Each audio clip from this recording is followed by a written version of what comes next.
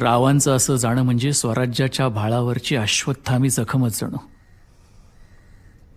इतिहास हा मृत्यू कधीही विसरू शकणार नाही. विसरावं लागेल मोरोपंत,